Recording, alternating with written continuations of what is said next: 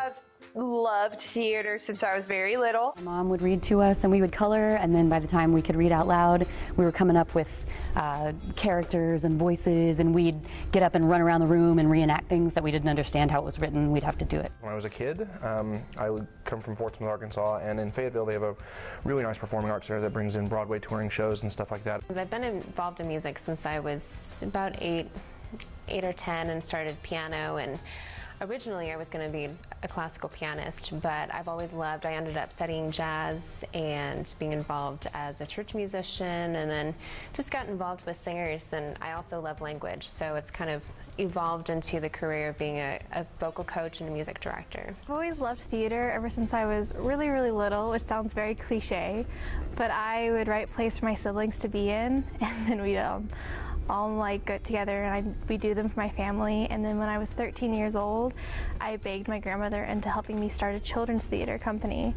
And from there, we started doing plays every summer, and I went from being in them to directing them to designing the set to designing the sound.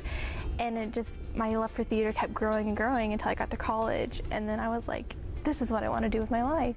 I learned all the cool stuff about storytelling and how to do it at Oklahoma State. I've had great mentors like Lloyd Caldwell and Peter Westerhoff, our director, and Jody Jenks, who have really, really invested into me and given me a love and a passion for storytelling. The professors here, I think, are what make it, and they care about you, and they want to see you succeed. And so they see you and they're like, you know what, you have potential to be a sound designer, you have potential to be an actor, you have potential to be a director, and they want to take that and they want to make you better in that aspect. I really wanted to work with Peter because he's amazing. That he knows what he wants and he gives you the direction, but then he also lets you bring to it what you're good at. It is amazing to see what he can get out of people.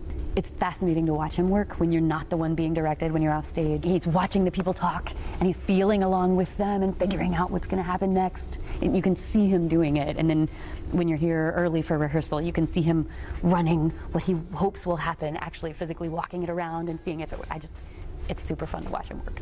I just thought that the program here was very close-knit, and it is smaller than a lot of the other programs, but I love that. I love that we get the chance to work one-on-one with professors and other students. We get to do a lot of student-produced things here. I love the opportunities that I was given from the very beginning. I love the stage time that I'm getting as a freshman is awesome.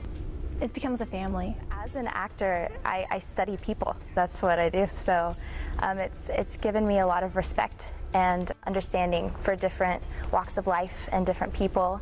I try to see things from their perspective as I would as an actor. I feel like that's helped me as a person to do that as well.